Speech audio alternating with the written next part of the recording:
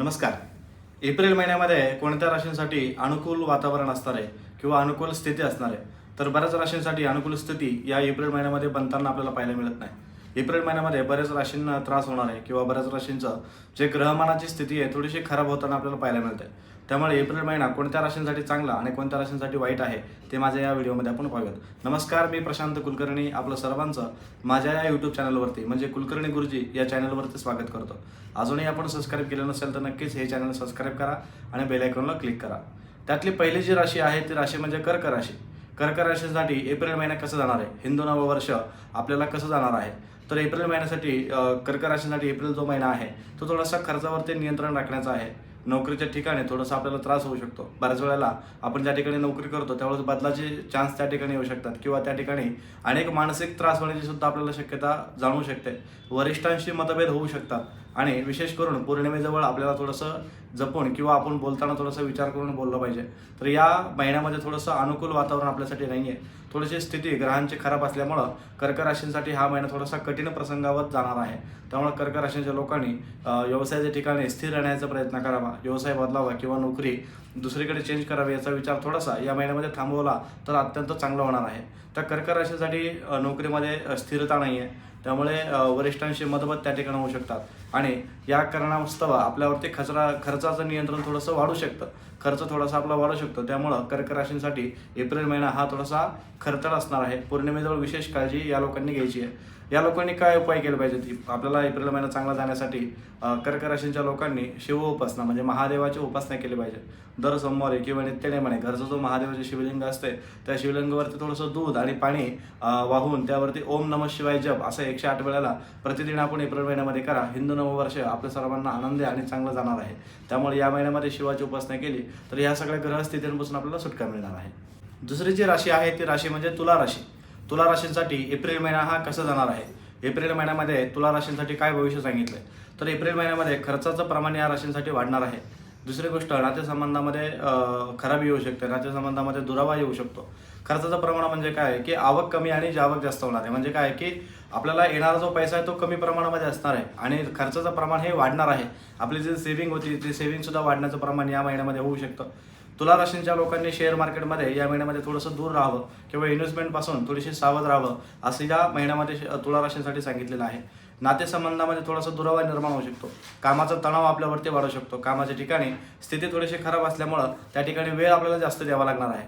बदलाचा जर विचार आपण करत असाल तर हा महिना आपल्यासाठी बदलाचा नाही आहे तर स्थिर राहण्याचा आहे. त्यामुळे जर आपण बदलाचा विचार जर या महिन्यामध्ये करत असाल तर या महिन्यामध्ये हा विचार थोडासा टाळावा असं एप्रिल महिन्यामध्ये सांगितलेलं आहे.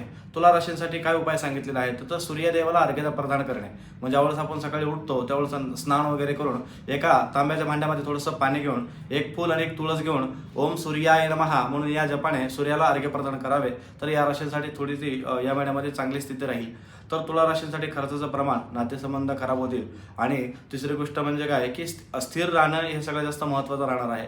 अस्थिरता आपल्याला प्रदान होईल आणि आपण जर बदलाचा विचार या महिन्यामध्ये करत असाल तो पूर्णपणे टाळावा आणि सूर्याला अर्घ्य प्रदान करावे. सूर्याला अर्घ्य प्रदान केल्यानंतर ह्या सगळ्या गोष्टीपासून आपल्याला नक्कीच सुटका मिळेल. तर तिसरी जी राशी आहे ती राशी म्हणजे मकर राशी. मकर राशींसाठी एप्रिल महिना हा कसा जाणार आहे? तर मकर राशींच्या लोकांना हा महिना थोडासा अस्थिरता निर्माण करणार आहे. आपल्या घरच्यांच्या संबंधामध्ये घराच्यामध्ये वाद वाढवणारा आहे किंवा घरामध्ये अस्थिरता निर्माण करणारा आहे. सतत घरामध्ये ताणतणाव वाढवणारा हा महिना आपल्यासाठी जाणवू शकतो. त्यानंतर मकर राशीच्या लोकांना कामामध्ये अडथळे येऊ शकतात. जर आपला बिझनेस असेल, जर आपली नोकरी असेल त्या ठिकाणी उशिरा पेमेंट होणं किंवा उशिरा पगार होणं किंवा बिझनेस थोडासा कमी प्रमाणामध्ये चालणारा हा आपला एप्रिल महिना सांगितलेला आहे. एप्रिल महिना हा कामामध्ये अडथळे निर्माण करतो, त्यामुळे घरामध्ये अस्थिरता निर्माण करतो. ह्या सगळ्या गोष्टीमुळे मानसिक तणाव आपला वाढताना पाहायला मिळतो. आरोग्याची चिंता या महिन्यामध्ये सगळ्यात जास्त विशेष करून आपल्याला घ्यायला सांगितलेलं आहे. त्यामुळं मकर राशीच्या लोकांनी सर्वात जास्त महत्त्वाचं आरोग्याची चिंता या ठिकाणी घ्यायची आहे.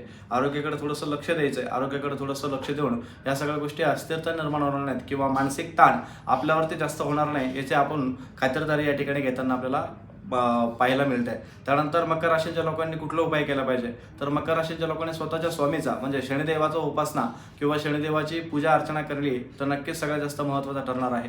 शनिवारच्या दिवशी मारुतीच्या मंदिरासमोर किंवा शनिदेवाच्या मंदिरासमोर त्या ठिकाणी गरीब लोक असतील, त्या गरीब लोकांना खिचडी अन्नदान करणे किंवा आपल्याला ज्या मनामध्ये वाटेल ते गरम गरम अन्नदान हे शनिवारच्या दिवशी आपण लोकांना करायचं आहे. याने थोडंसं आपल्याला एप्रिल महिन्यामधलं ताणतणाव थोडंसं कमी होताना पाहायला मिळेल.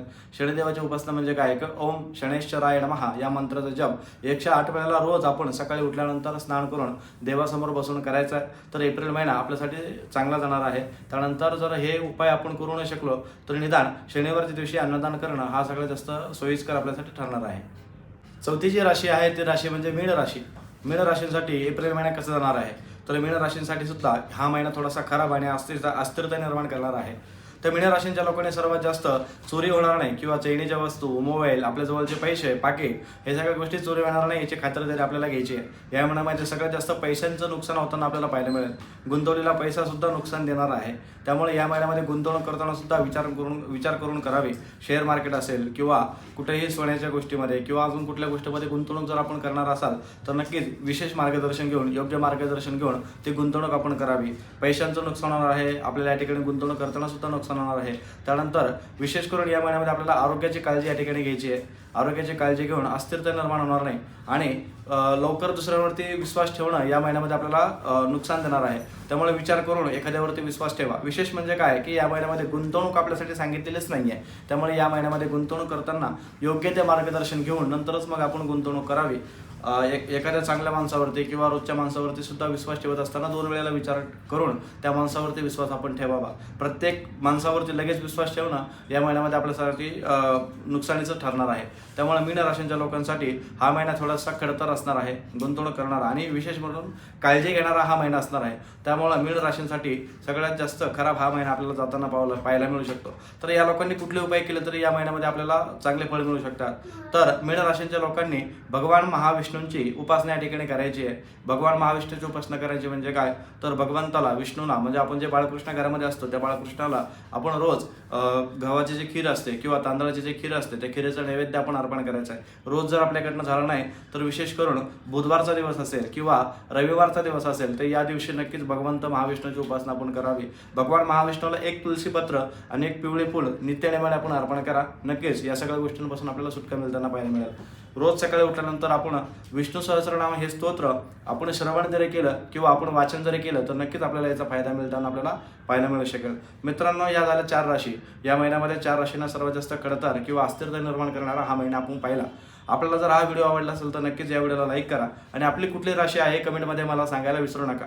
बाकी इतर राशींना म्हणजे मेष राशी असेल, वृषभ असेल, मिथुन असेल किंवा सिंह, कन्या या राशींसाठी किंवा वृश्चिक राशी असेल, धनु असेल किंवा कुंभ राशी असेल, या राशींसाठी हा महिना थोडासा संमिश्र किंवा हा महिना थोडासा चांगला जाताना आपल्याला पाहायला मिळू शकतो.